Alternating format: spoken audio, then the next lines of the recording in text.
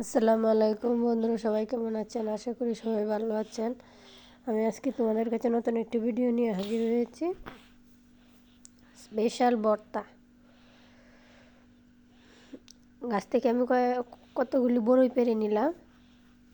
বড়ই পেড়ে নেওয়ার পর বড়ইগুলো ভালোভাবে ধুয়ে একটি প্লেটে রেখে দিলাম। তারপর গাছ থেকে আমি নিজে গিয়ে মজি পেড়ে নিলাম। দেখো মজিগুলো অনেক সুন্দর।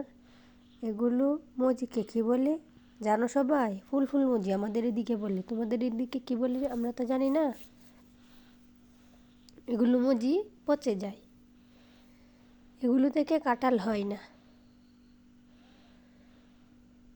আমি একটু একটু করে কয়েকটি মজি গাছ থেকে পেড়ে নিলাম। পেড়ে নেওয়ার পর গাছ থেকে 2টি কলাও নিয়ে নিলাম।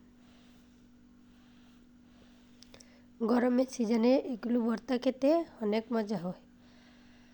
বড়ই, কলা আর মজিগুলো ভালোভাবে ধুয়ে আমি একটি বটির সাহায্যে কলাগুলো ছিলে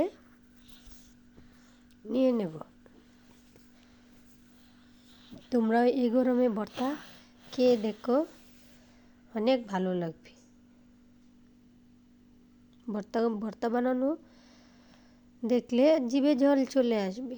তোমরাও বানিয়ে খেয়ে দেখো। তারপর কলাগুলো আমি বটির সাহায্যে কেটে নিয়ে মজিগুলো কেটে নেব।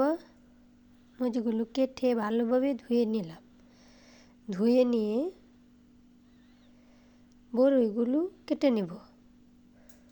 বড়ইগুলো কেটে নিয়ে দেখো মজিগুলো আমি ভালোভাবে করে একবারে চিকনা করে কেটে নিলাম। চিকনা করে কেটে নিয়ে বড়ইগুলো ছোট করে কেটে নিলাম। ছোট করে কেটে দিয়ে দিব মজাদার স্বাদের সসপাতা এবং লেবুর ছোট ছোট কড়ি। আবার আমাদের গাছের পাকা তেঁতুল।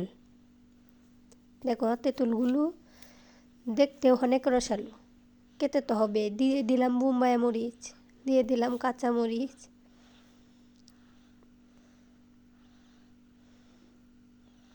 দিয়ে হালকা লবণ